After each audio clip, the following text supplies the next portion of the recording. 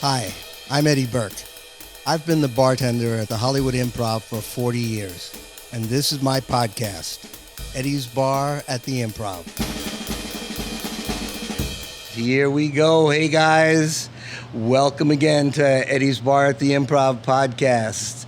My guest today is the Lovemaster himself, Craig Shoemaker. Can you have a female co-host say that? It sounds so much sexier, so much better for me. I know. Straight white male, you know, not that white has anything to do with my choice in sex, but I do love hearing the Lovemaster, but I one time I was walking along, picture this, I was after a show in Denver, and it was the next day. It was a Saturday morning, and this other couple's across the street. They have no idea it's me. This 19, 20-year-old beautiful woman drives her car by, stops the car, and goes, imagine these people hearing this. You were great last night, Lovemaster. I just walked away, and they were looking at me going, he's either got money or he's a perv or whatever. It was so... Or he's damn good. It was so funny. It's a good thing I didn't say that. Yeah, you were great last night. Right. Yeah, edit that in. Where'd that all come from? Lovemaster, like most performers, I was a geek growing up. You know, most of us have issues. Although yesterday I had Nick Swartzen on my podcast, I couldn't get an issue out of him. I was like, "Come on, something happened. We spanked a water balloon." Right? I know. I couldn't get it out of him. But I come from major darkness. Like a lot of bad things happened, and this is obviously my way of dealing with it. Well, you come from Philly. There's a lot of darkness in Philly. Start with that, and then my dad leaving when I was born. And something I said, wah, he's gone. You know, it's like and it went from that point forward. And I was a geek in high school. You know, I'm tall now, but I was 5'1" in high school, 92 pounds, and all the girls would use the F word. You know, friend. I was always the friend, and I hated being that damn friend. And you know, girls pee together, the posse pee. Always. You remember that? Mm-hmm. They took me with them. That's how bad it was. That's what a geek I was. I was included in the posse pee. Oh, that's bad. I would go in there in my little high voice, and they would smoke cigarettes. Back when you smoked in the bathroom, and they would go, "Oh, Tommy's hot. George is, oh my, he's so cool." And I'm like a fixer. I go, "Oh, I'll fix you up. I'll fix you up. Oh, yeah, no problem." And in the meantime, I'm going, it was bad guys, and I'm telling. I can be bad, baby. Oh, yeah. How about the Lovemaster, baby? Oh, yeah. Yeah. So that started in elementary school. Well, that was no high school. I was still 5'1" in high school. And just a late bloomer. And that's when you want girls. That's right. And the second alternative was make them laugh. And I made a career out of it. You know. And a damn good one. Yeah. If you didn't have looks or popularity, you know, quarterback, all of those things. And I tried, by the way. I tried to be all these sports, and I talk about my act, my failures, and just wanting something, wanting some sort of a dream, or wanting attention, wanting love that I wasn't receiving. And I got into comedy, and sure enough, and they always say women want a sense of humor. Which, yeah. Eddie, do you really think that's true? Judging by my success, yes. I mean, the cover of People magazine, the sexiest man alive is never Carrot Top, Wayans Brothers. It's always like some handsome guy with no jokes. That's right. But if you look at all the comics that come in here, all of you guys, good-looking women. Oh, on their arm is always eye candy. Always. You know what? That is actually true. Colin Yost. Got one of my fantasies. He's with Scarlett Johansson. Yeah. Is he really? Yeah. I love Scarlett Johansson. My wife better not be listening. It's like she's a fantasy. And Pete Davidson ran through a number of hotties. Yeah. Come to think of it, maybe I'm telling you. Maybe it is. There's some truth to it. It is comedy. I watched. Taylor Williamson. Yeah. Who finally had a girl and a date or whatever, and she was gorgeous, and you go like, I love Taylor. But Taylor's that geeky guy, you know, and it's just great. They're definitely not after our money. You can take that off of the list. That's right. If they saw we get paid per set here at the Improv. What's it up to now, Eddie? Do you know? I think it's up to about $8 or $10 or maybe 15 that's or up 30. To? I think that's a decline since the last time I did a guest set. It was. It's really not a lot. Wow. $30 on the weekend or something like that. Let me ask you something. Do you know about this? No, I used to do sets, but the money just got collected. What happened to those checks? I never collected them. I got them. No, really? No. No, from like the mid '90s and stuff. Would there be a check back there for the mid '90s? I might be rich. Most likely not, but Yeah. because that was Bud, and this is now Levity. And or Bud like, keeps all the money. Yeah. Oh okay. yeah, are you kidding? That's how. How do you think he afforded to run this place? Yeah, he got all the money from us not coming in for our checks. So we That's just right. forgot. It's kind of like a residual check. Well, It means he just sent to you. because it was so much money, and you Right. know, and you wouldn't want to forget about. But they add up. What was it back then? It was the same thing. What are you talking $8.50, about? $8.50, Actually, I think it was more. I actually think probably I think it was. For a while, it was like, I remember after the strike that occurred, Yeah. it was like $50 on the weekend and Right. stuff. And guys, if they were well known enough or lucky enough, they could go to all three places: the store, Yeah. the Laugh Factory Make here, a couple $100 or whatever. You Right. stay in town, but pay your rent. I mean, I've heard of inflation, but I've never heard of deflation. Well, That welcome to seems the be real what- world of comedy. There, Yeah, I mean, I can't believe the number is actually less than the last time I did that's this. it. When did you start doing comedy, and what kind Junior of like year of high school. what got you into it? Well, I Being definitely- 5'1" and a geek? Yeah, being a geek. I had other issues. If you want to get deeper, I'll go into those. But I did need the comic relief. I did need the attention. What's odd is now my life is where it is all of the reasoning for being in comedy is completely gone.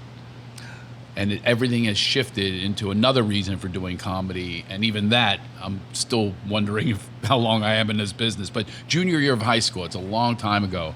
And it was like an addict. I got my first hit on the crack pipe of a laugh, and that was it. I mean, it was over. I had to do this. Did you get up somewhere? Yeah, I got up. I was working in a law firm, part-time in a law firm, and this guy asked me, he goes, I used to make everybody laugh in the lunchroom. He goes, why don't you try comedy in between sets of my band? And he's a really cool guy. He's another clerk like me. He had really long fingernails because he used to pick his guitar, and was I really liked this guy, and I liked his music. I said, sure, I'll do it. And it was called Sandy's Supper Club. And it was, I think, about noon or 1 o'clock in the afternoon. And I think it was 107 degrees and humid that day.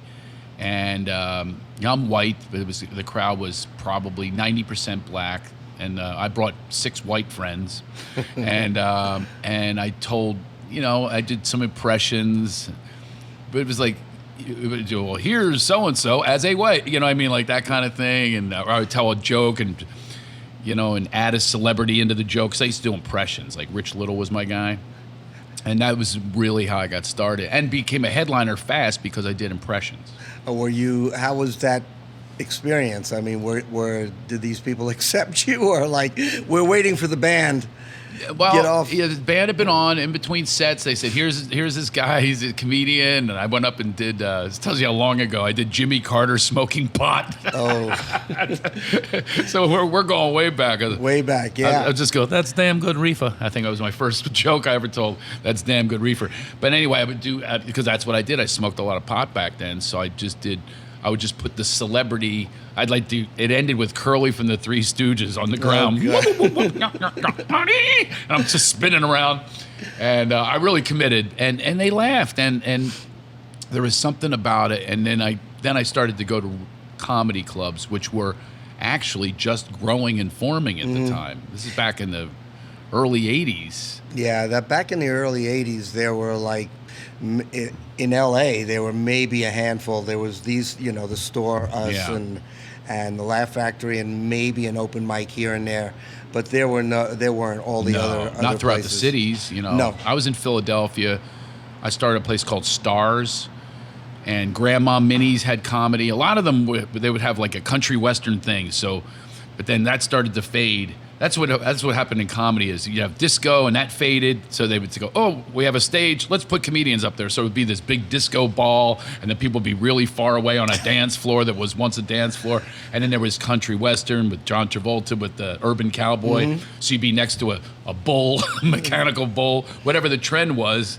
New age, Right. The new wave would come out, and now you have to dress like Adam Ant, so it was really funny to watch that time. That's when comedy grew, in my opinion. I think that's when it really planted the seeds. There were obviously comedy before that, Lenny Bruce and all that, but this is, I think, when this wave happened, and it's still going. The 80s was like a high as far as comedy goes, as I remember it here. I would say sort of at the end of the 90s, it kind of like slowed down a bit, but now it's taken off again. I mean, people are just dying for comedy. But of course, that's because the world is going to shit. So it's like we need to laugh about something. Well, it's all about perspective. I mean, every era you live in, they think that the world is, headed somewhere. It's just, I remember the 80s as being, about the shiny object stuff. You know what I mean? It's like chasing that shiny object, and including razor blades to cut your coke. I mean, I was pretty shiny, and we used to have a bunch of that here. I know. Do you see it anymore? Oh no, not now. I was it's all people weed. are hiding it from me. Oh, it's all weed. It's all weed. It back in the 80s, it's like I'd literally have people coming out of the restroom with like white. Oh yeah. And I'd go like, do you think you could like at least look in the mirror before you come out, wipe yourself? Now it's like everybody just comes in reeking of weed. But you don't think that? So the coke's. I'll have to check this out. I live in the suburbs now. I got my 4 kids and my wife. I have this whole other life. I don't do a hang here. I mean, this is my only hang at the bar in years. Is with you here in the afternoon with no drinks or anything, no people in here. But yeah, it's different. But I'm wondering, what the similarities are.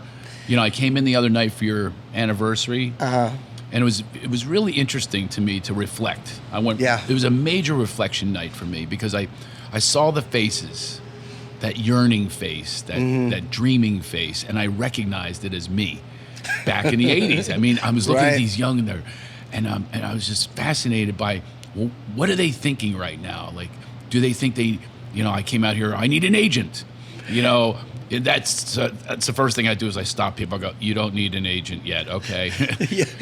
And by the way, agents are not your savior ever. They That's are. Right. They just want your money. They receive phone calls, don't make them. So don't think that somebody's gonna be Colonel Tom Parker with Elvis and like design a career for you. No.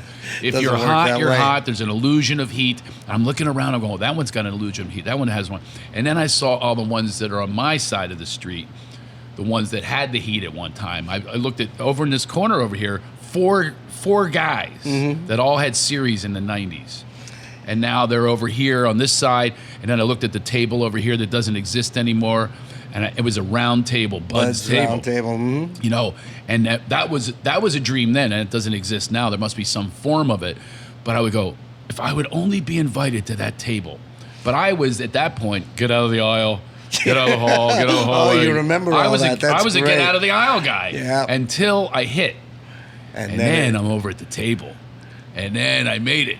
So you have all these really strange ways of believing that you make it. And I had that. And I'm wondering what those versions are now of them today. What's the table of today? What is that moment, when you feel like, this is the coup de grace. This is my moment.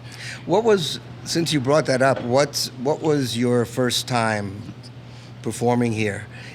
Or when was the first time you performed here? And what was like the feeling? I mean, was it like, wow, I'm performing at the Improv? Oh, yeah. This is like, are you kidding, Eddie? I've made it. Are you kidding? That was big. Yeah. Because, I watched Evening at the Improv. I'm going, can I be on that show someday?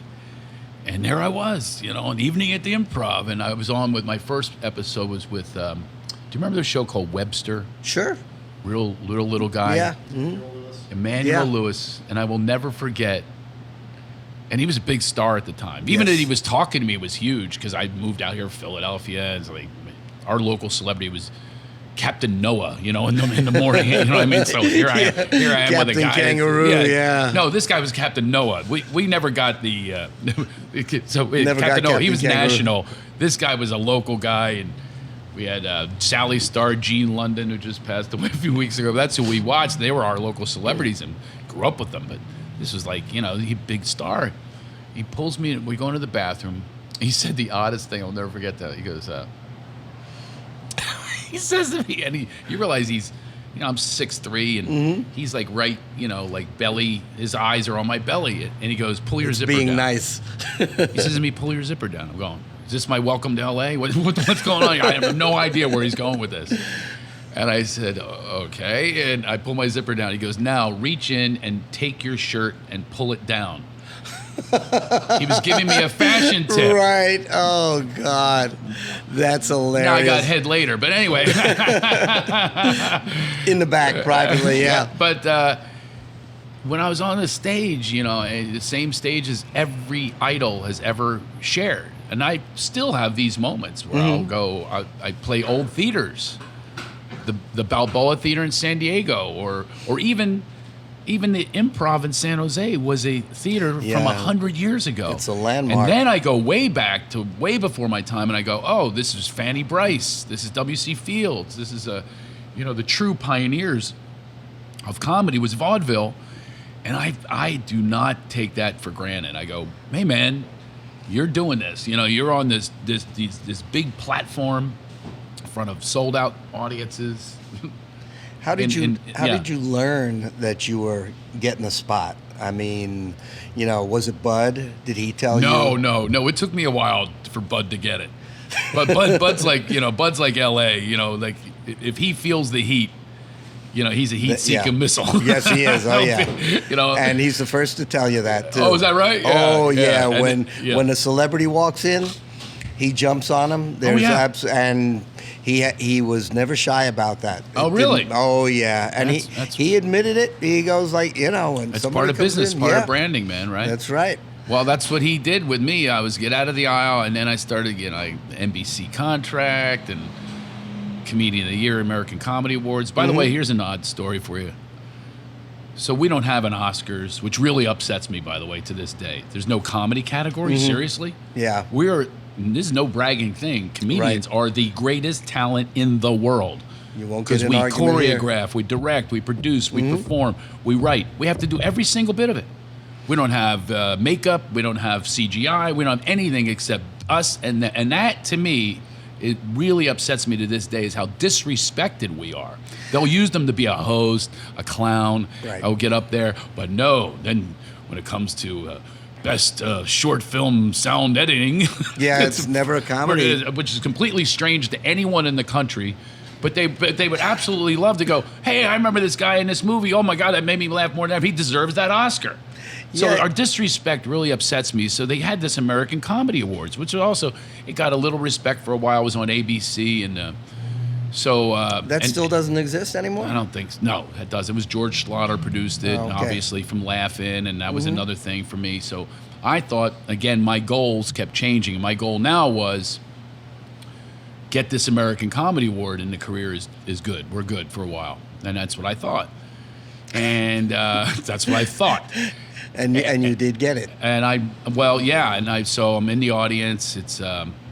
and Roseanne and Lily Tomlin, two legends. Wow. They're the ones. They're the presenters for male stand-up, whatever they call it. It's like back in '97. So I'm out there in the audience. I've got my little tux on, and I'm looking around. And I'm going, wait a minute, that camera is on me. And I started doing the math, going, oh, you're about to win this, because they know ahead of time.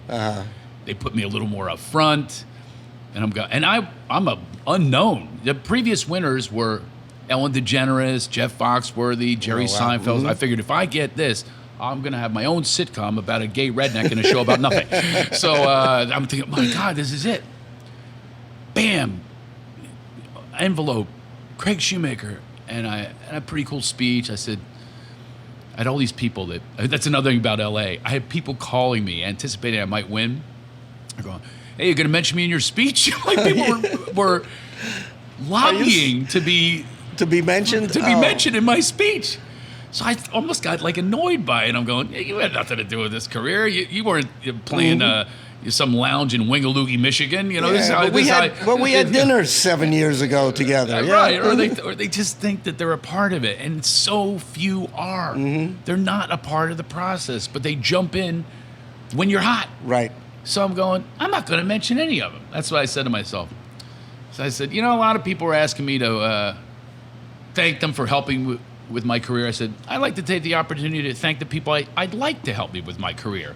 So in advance, I'd like to thank Marty Scorsese, Stevie Spielberg, and I named all these illustrious directors and stuff, and none of them have called since. So that night, Eddie, this is going to sound strange. It was one of the loneliest nights of my life. Why? And here I wanted this achievement, and I really thought this was my answer. And it backfired. I go backstage, it started with that.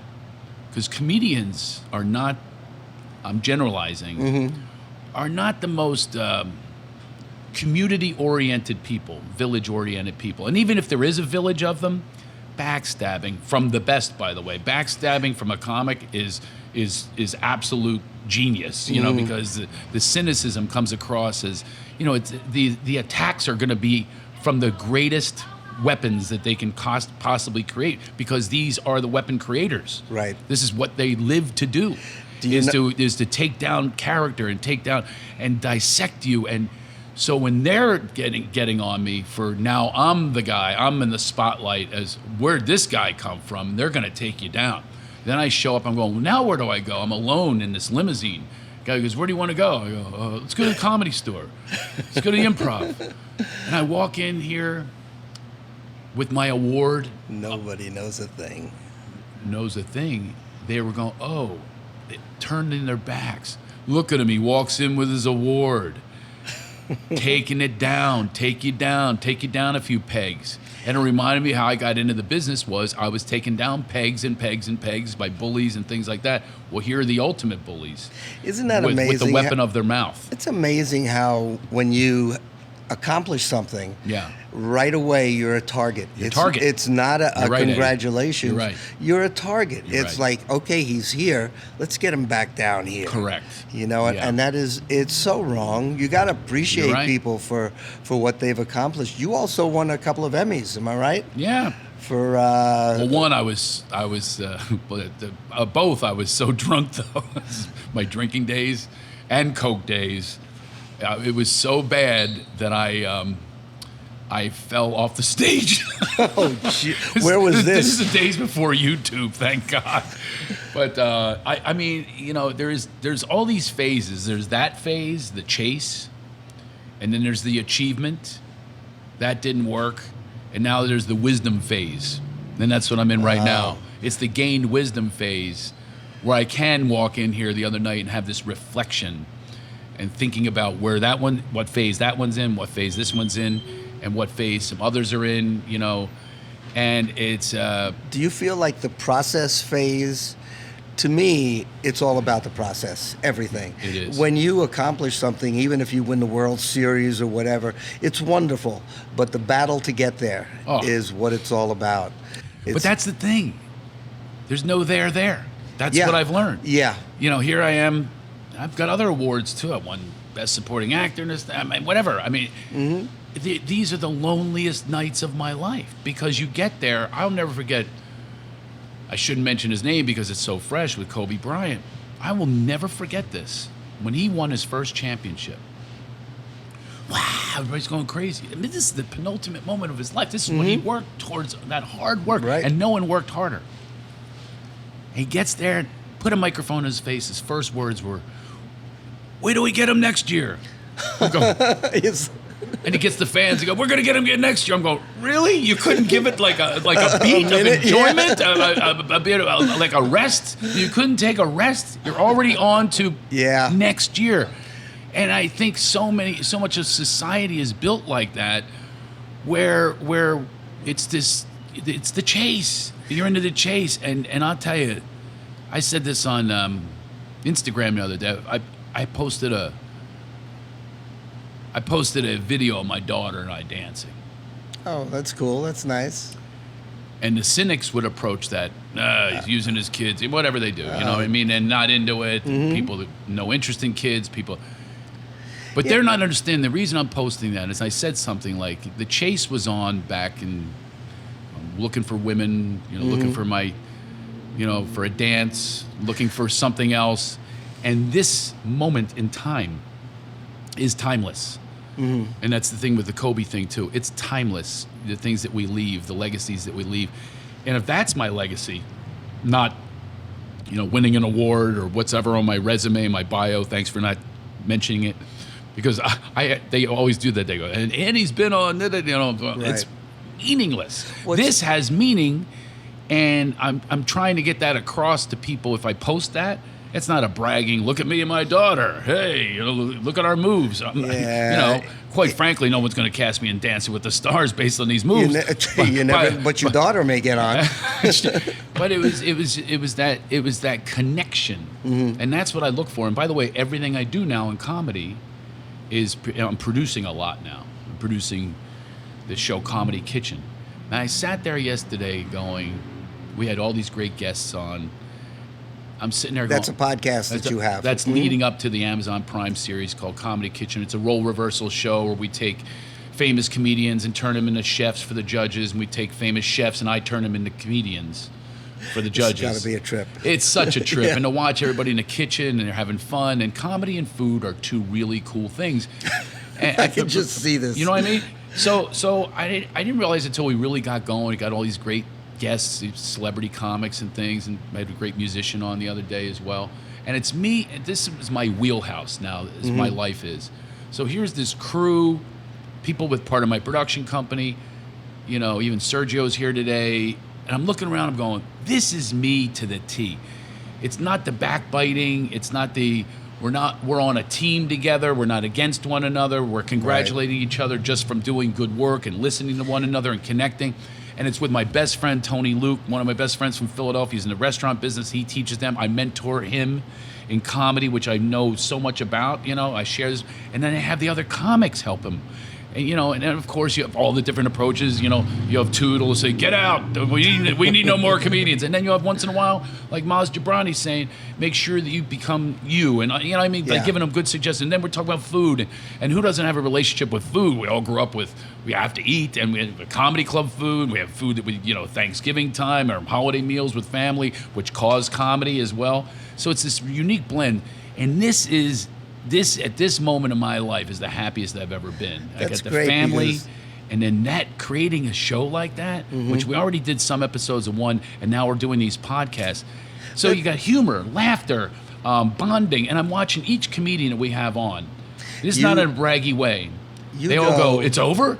They go, oh my God, I want to come back again, and they all walk in. I want to watch it. It really sounds like a lot of fun, because food and food is such a big thing with all of us, and it's to be able to laugh about it and with it, and it's got to be. Be honest with you. Do you eat the food here? Come on, Eddie. Moving on. You turn your eyes away from me on that question. Come on. Comedy is about truth and honesty. Eddie, come on. They're not going to fire you. You're in 40 years, for God's sakes. Oh, all right. I do eat the food here. You do? Yeah, I do. Aren't you tired of it? I know it's free. No, the menu, we love free in comedy. We love anything free. The menu changes constantly. Does it really? Every 6 months they've kind of that's good changed it. Yeah, so it's good. But I want to go back to what you said about there's no awards, no top like Oscars for comedians. Isn't that terrible? Yeah, because it's like you said, it's like when you're an actor, your ultimate goal is to win an Oscar. When you're an athlete, it's to win the NBA championship, the Super Bowl, whatever it is. But as a comedian, you don't have that. There is no like Oscars for the comedians, true. And you guys are really overlooked. I just thought of something, Eddie. I think I came up with something on why it's almost good that there's not. Now I'm ad-libbing this. I've never even thought this before. So I was trying to analyze, well, what is the reason? Comics, the one thing we do have in common, mostly the really good ones, is, I talked about it earlier, is a truth and honesty, a connection with self. Mm-hmm. And we are here, and therefore, I'm writing a book called Get Out of Line and Into Alignment. If you align with yourself and not get in line with groups and fraternities and political parties, you get in line with them, you're going to compromise all your integrity, all your values. Comedians are individuals. Yeah. And we are individually aligned with ourselves, and we are going to have this self-discovery and therefore help other people discover theirs through humor, through the vehicle of humor. But here's the thing. Oscars and all the awards are fake. We are authentic. So really, we don't bond with something like... a comedian would go up there and go, what's this? Yeah, you see what I'm saying? I do. They wouldn't like take that adulation and stuff. We get it that there is so much more value when you peek behind the curtain than when you're in front of it. That's interesting because as a comic, it's you. As you said, as an actor or a producer or whatever, you're working with a group of people. So it's not just you, but as a comedian, there's you and there's the audience. All of your feedback is immediate. You know if you're funny or you're not funny that particular day. But you also brought up something that I found out that I was kind of in awe of, and that was like you started a nonprofit organization about healing people through laughter. And that's something that's always, I've heard about this forever. Right. And by the way, how does that get dismissed too? Laughter's the best medicine. Oh, yeah. Is anybody going to a comedy club for their pharmacy? No. right. I mean, well, really, are we backing up that slogan, or we just like toss it aside and just... No, tell us about that, because that was another... I call them ha-ha moments because I'm a comedian, but Oprah has the aha. Mm-hmm. Well, I combine that with comedy. It's a ha-ha moment. Actually, the Improv is related to this story. I was filming. This is when I was doing really, on top of the game with Lovemaster as a new character and blah, blah, blah. And we're making a movie called The Lovemaster with Farrah Fawcett and Courtney Thorne-Smith and George Wendt. Anyway, we're in Arizona at the Improv filming. That's where I chose. That's for me at that time, it was one of the better improvs to do my comedy set, which was basically immersed in with, we did some scenes that would back up what I was doing on stage. I think I was the first to do this mechanism. And then so we're filming there, and the director, we in real life bond, like there's a fake life. In real life, we fake. I mean, we are bonded through Philadelphia, but through laughter. That's our really big thing together. Michael Goldberg, he wrote Cool Runnings, he wrote Little Giants. Okay. Cool Runnings is a very funny movie. And that's how we bonded. So he helped me write it, and he was the director. But the other thing is, he and his wife wanted to have a baby, and it wasn't happening. And I share with him, which is absolutely true, all these people kept coming up to me after shows and giving me credit for the conception of their child. I mean, one after another. The guy goes home and he tries to be the Lovemaster. They all sounds like, let me hear you do it. It does not sound good on anybody. No, Except you. no substitute ladies. So every guy goes, yeah, baby. Now, here's what happens. This is where laughter medicine comes in. When you're trying to have something happen, right? What happens? You're not loose, you're not in flow. It doesn't happen, usually. When you allow for, divine flow or whatever it is, it can happen. So these conceptions were happening because they laughed at the show, then they have sex afterwards. So I'm like a fertility clinic. Right. As a matter of fact, one sent me a photo, I still have it. It's one of my prize photos. This laughing infant. It was conceived in the parking lot of the Brea Improv. Oh my God! And the woman to this day comes to my shows. I always see her. She's older now, and the kid's older now. But I will never forget. And every time I see her, I go, "Oh, yeah, there you go." And now she's divorced now, whole other life. The kid's probably in rehab. Already. You're responsible for all of that. But that happened. So I told Golds the story of all these people that conceive children. And we were filming the movie, and they had a condo there. We were about to watch an Eagles game, actually.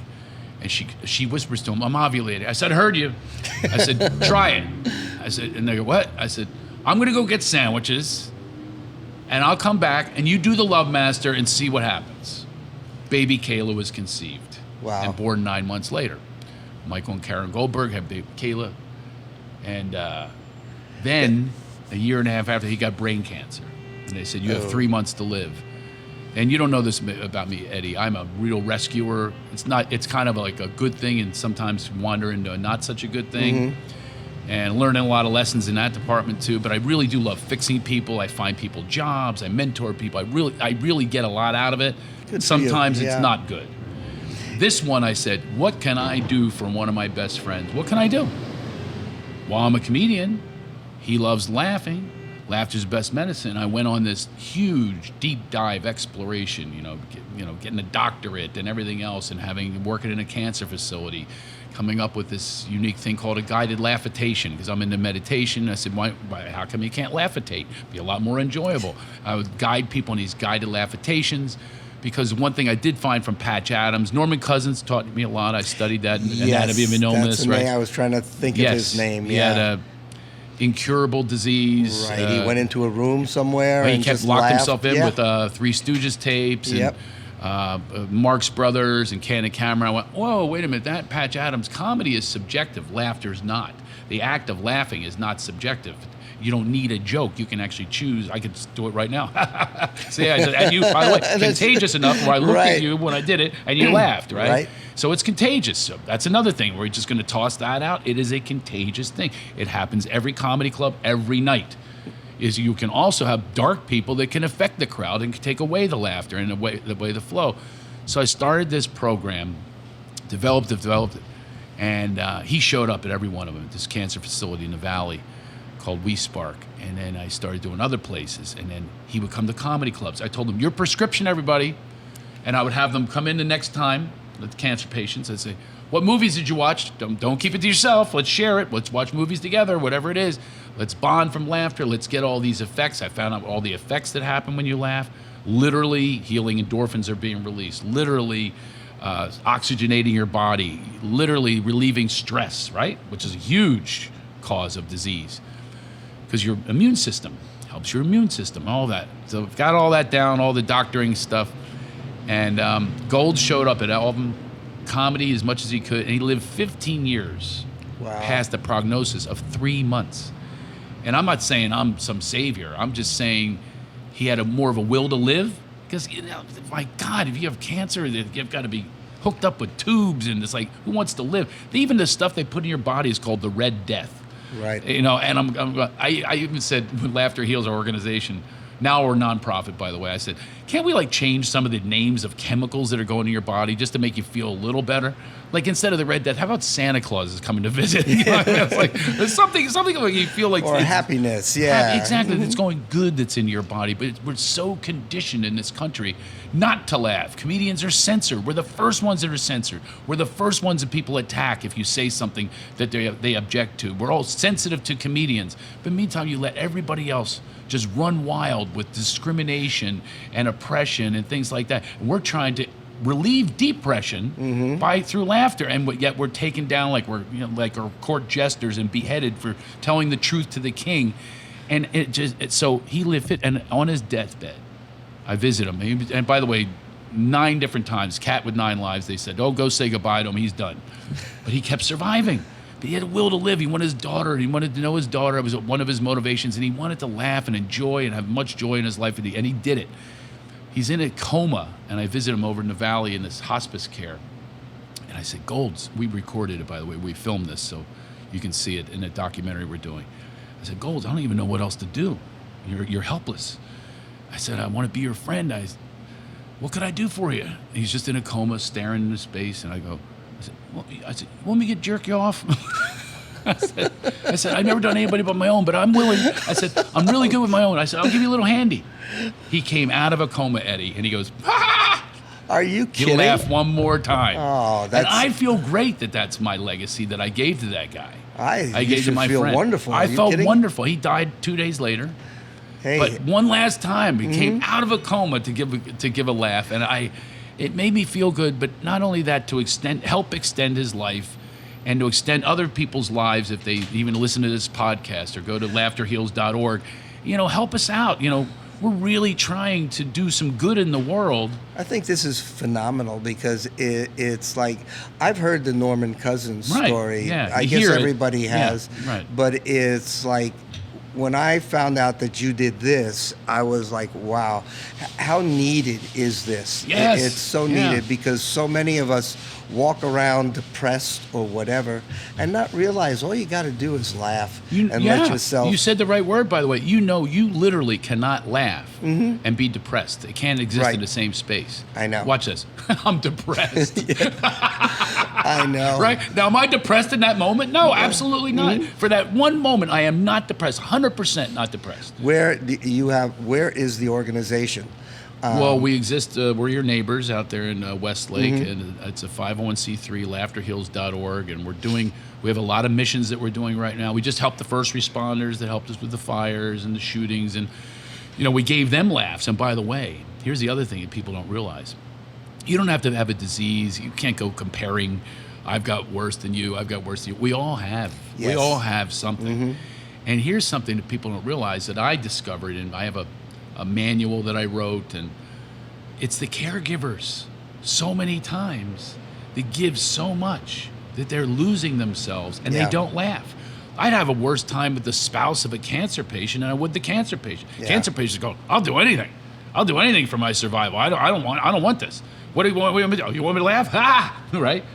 And then I'd have a guy going, what's so funny? What's so funny? My wife is dying over here. And he's like pointing at her. He's creating this dark energy. I'm going, hey, man, she wants you to laugh. Why don't you join her in a laugh? You want her to survive? It's a much better chance of survival if you add some levity to your life. I'll be performing Levity Live in Oxnard in October. Anyway, think about that. Think about that. I'm truly trying to, my individuality has come to this point. I try to work on my individuality. That's why I'm not much of a joiner, why I don't hang out with you here. I don't hang out. I'm not a joiner. And I'm realizing that every day. But my hope is that the individuality leads to more people having their own understanding of what's available to us in laughter, in comedy, in the act of connectedness. When you have an audience that could have all sorts of political parties, all ethnicities, all in one place, sharing the community of laughter. How wonderful is that? Do you have other comics that work with you? I mean, do you guys, I don't know, go to hospitals or whatever? Yes. But believe it or not, the comics, they're a tough breed, because they even look at Laughter Heals cynically. I just have to ignore it.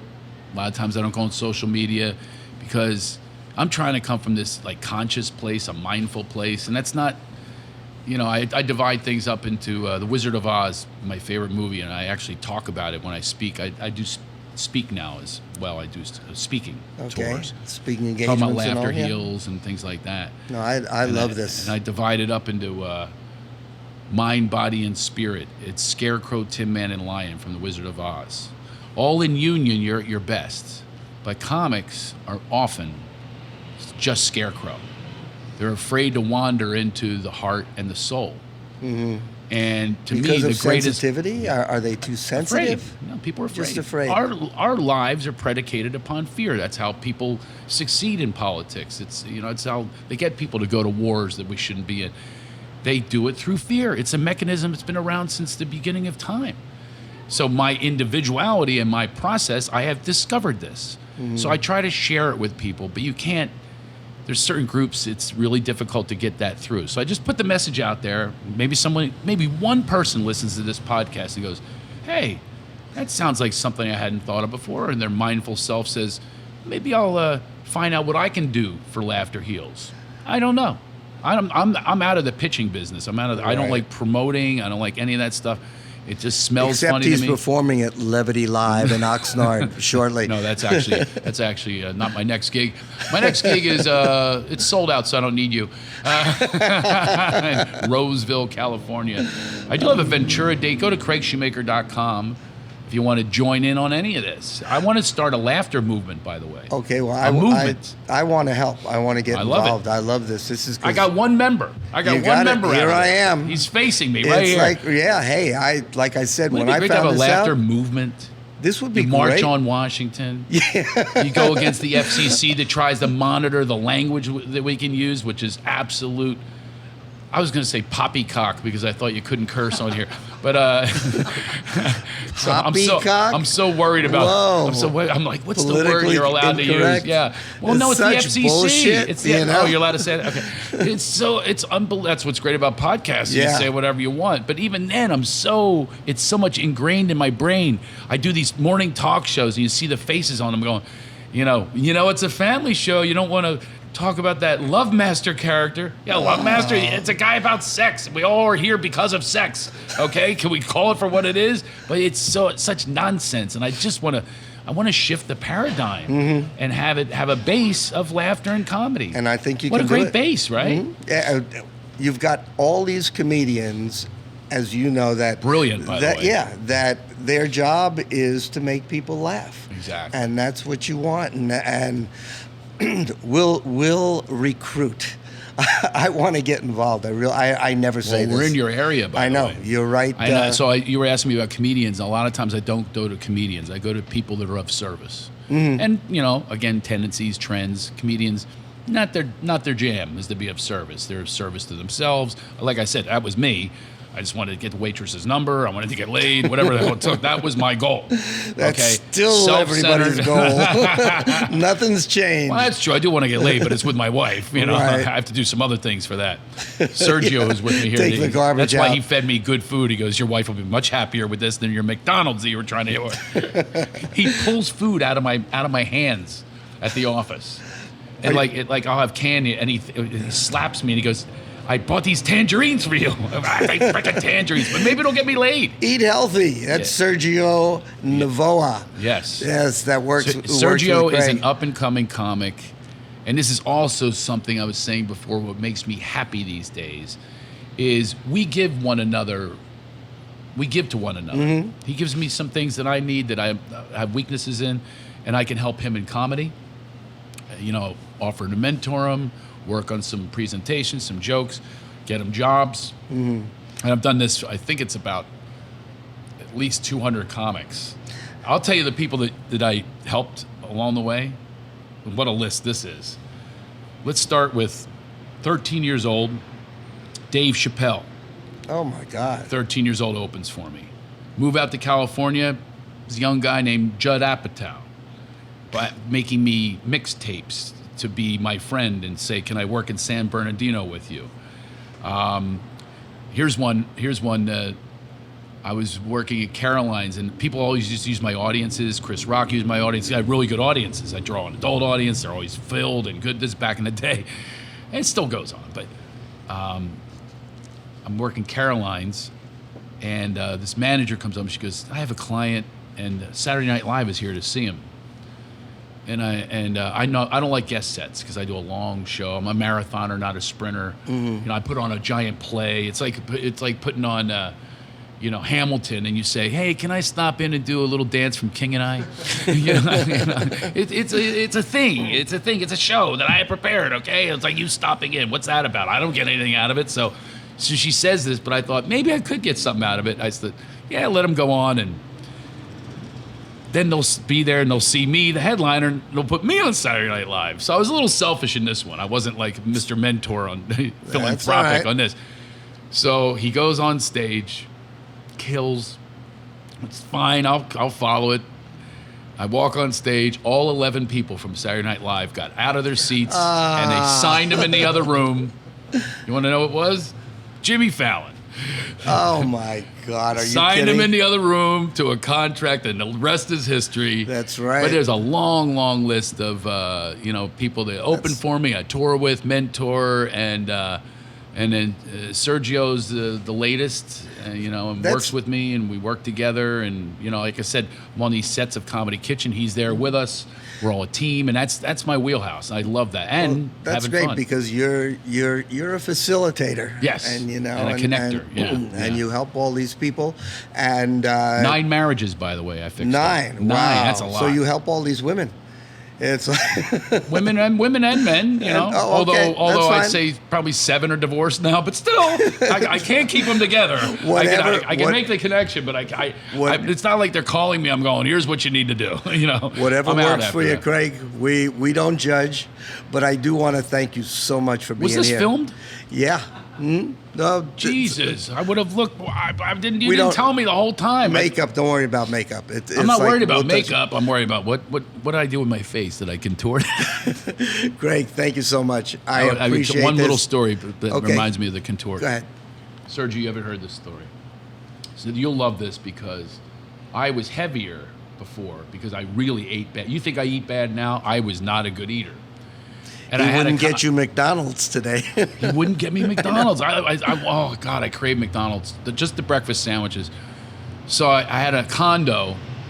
501 was the condo on Doheny, Beverly Hills. I had it for years, single guy, and this old lady next door to me, Reba, hair, big hairdo, what do they call it? Beehive hairdo, real yenta. You know what a yenta is? I do. Right. Okay. So she's a yenta, busybody, and she was my neighbor for years. So I move out and I put on some pounds.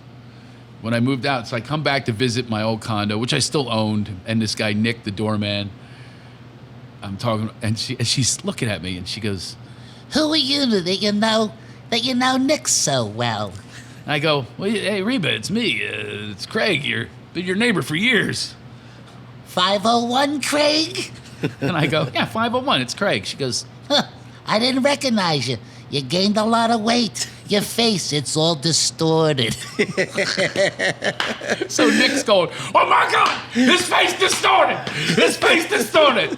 And that's what that word reminded me of. Anyway, Eddie, thank you for having me here. I really appreciate this. This was great. But before you go, I want to give you what I give to all of my guests. You didn't need to say that part. I want it to be special. It is, because it's a collector's item.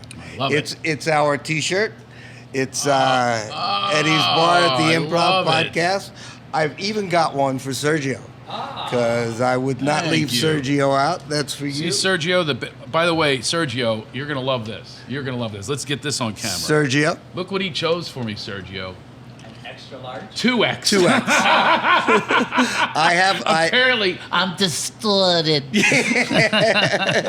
Oh, you put on some weight, 2X, Eddie? Seriously? No, I have XL. I give you whatever size you want. I'm XL, yes. Because this is XL. Sergio loves this. I'll be tangerined out for the next 3 weeks. These things run a little bit small. But anyway, thank you so much again. Thank you, Eddie. Guys, make sure, Craig Shoemaker, Levity Live at Oxnard whenever. And just CraigShoemaker.com. Yeah, That's not until October. I do have dates until then. October. It's not that bad. I Forget just it. said it because it was a levity reference. It came to my mind. Gotcha. I'm actually levity in what's called the Improv in Irvine coming up in like April or something like that. I don't know. I can't keep track. February 15th at Ventura Harbor Comedy Club. Okay. Yes. February 15th.